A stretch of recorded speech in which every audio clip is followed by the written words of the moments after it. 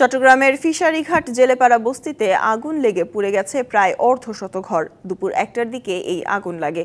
দূর থেকেও দেখা যায় আগুনের কালো ধোঁয়া। খবর পেয়ে অগ্নি নির্বাপনে যোগ দেয় ফায়ার সার্ভিসের 2টি ইউনিট। তবে আগুন ছড়িয়ে পড়ায় পরে আরও 7টি ইউনিট ডাকা হয় ঘটনাস্থলে। 9টি ইউনিট প্রায় 1 ঘন্টার চেষ্টায় আগুন নিয়ন্ত্রণে আনে।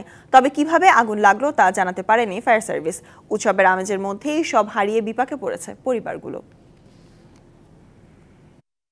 আগুন জ্বলার সাথে সাথে আমি সবাইকে ডেকে গেছি, আগুন না আগুন, পানি আন পানি আন, আমি পানি দিতে আমি একটা কিছু বের করতে পারি না। আমাদের এখানে 300 ফ্যামিলি আছে, ক্ষয়ক্ষতি অনেক পরিমাণ হয়েছে। আমার সব টাকা পয়সা সোনার সাথী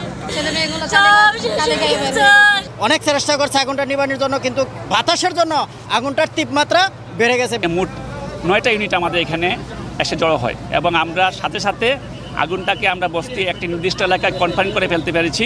আগুনটা টোটালি আমরা আন্ডার কন্ট্রোল। 2টা 20 মিনিটে আমরা নিয়ন্ত্রণে নিয়ে আসছি আগুনটা।